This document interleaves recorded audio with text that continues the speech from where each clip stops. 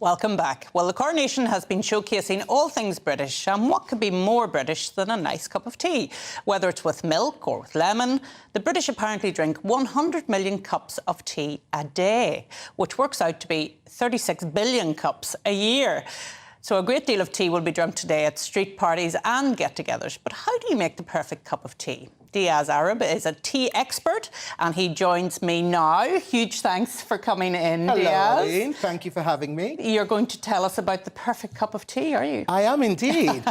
Firstly, we actually consume about 165 million cups of tea a day. It's so that actually much. Went up. Exactly. And actually, we predict that over this magnificent weekend that we must have consumed north of 1 billion cups of tea. My goodness. Collectively. Yeah. So today we're going to talk about how to make the perfect cup of tea. Brilliant. So firstly, I've got the tea here. So this is our Royal Court Collection tea, which is a collection of black teas favoured by royal families from around the world. Oh.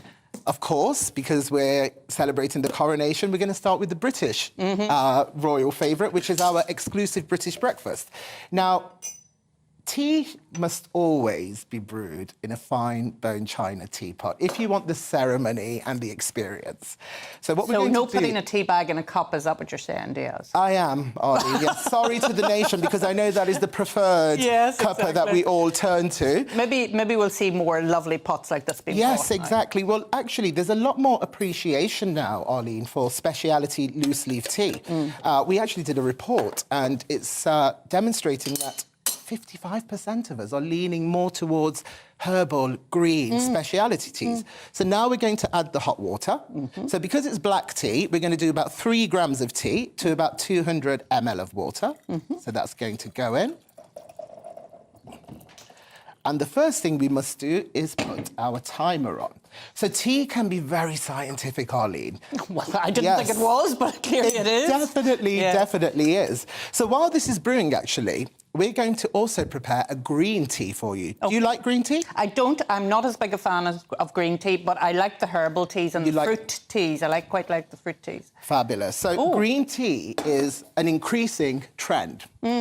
And we're going to show you the correct way to brew green tea in these amazing devices. So, firstly, green tea, black tea, white tea, they all come from the same plant. However, it's the process that the tea undertakes after it's been harvested that decides whether it's black, green or white. Black tea is oxidized for 72 hours, then roasted and steamed, so it's very dark, very black. You need 100-degree water to bring out the maximum flavour. Green tea, however, has a lesser process in terms of oxidization, and that's why it's very light in colour. Therefore, if we use 100-degree water for green tea, we're going to burn it, and it's going to become bitter. Right. And almost taste like seaweed. Maybe that's what I've been doing. That's what you've probably been doing. That's probably so we need to get the water to 80 degrees, Arlene. 80 degrees, so the first thing I've done here is I've added some cold water here to get this water down to 80 degrees. So what we'll do is I'm going to add my hot water into this device. So 20% room temperature and 80%... It's very scientific. Very scientific. And here, what we have, you're not going to believe this, but this is tea grown in England. Oh. Yeah, so have you heard of the Jersey Royal potato? Yes, I have, yes. Hopefully I can get into this. So the same family that grow the Jersey Royal potato actually are now growing tea.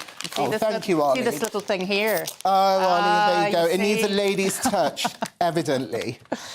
So this is tea grown in England. So the same family that do the Jersey Royal potatoes have now started growing tea. And it's the world's rarest tea. So what we're going to do, this is our little brewing device. We're going to take some tea and put it into here, like so, without making a mess on your lovely counter. And it's as easy as this. So this is an automatic brewing device where you put the strainer to the tea. You put the tea over. This is and then we start the magic. So that's going to brew on its own now. What we're going to do here is just quite simply, we're going to brew you a tea, but instead of using 80-degree water, we're going to use 100-degree water. So just by manipulating the temperature of the water, you can really change the flavour and the experience. There we go. And so, how do you know when the breakfast tea is ready then? Have you? I've got my beautiful timer here. You're all Yes. timed up and everything? And actually, if I'm very quick with this, I reckon by the time I've flipped this over, our tea will be ready. OK, so now I'm going to put this timer on here. So, here we have our beautiful teacup and our strainer. So we always put the strainer to the cup. Now, this is actually a 22-carat embellished fine bone china teapot from William Edwards. It's beautiful. So it's affordable luxury, actually. So here we go. Arlene, what I would invite you to do is first try the tea without the milk. OK. And tell me what you think.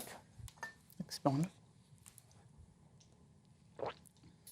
Oh, that is lovely.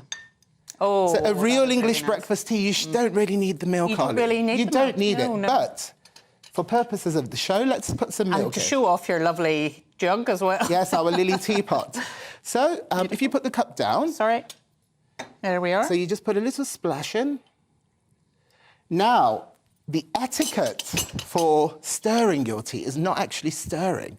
You must go from side to side and not actually touch the cup itself. You don't want to make a noise or anything as such. So there you go, Arlene. So let me see if I can do this.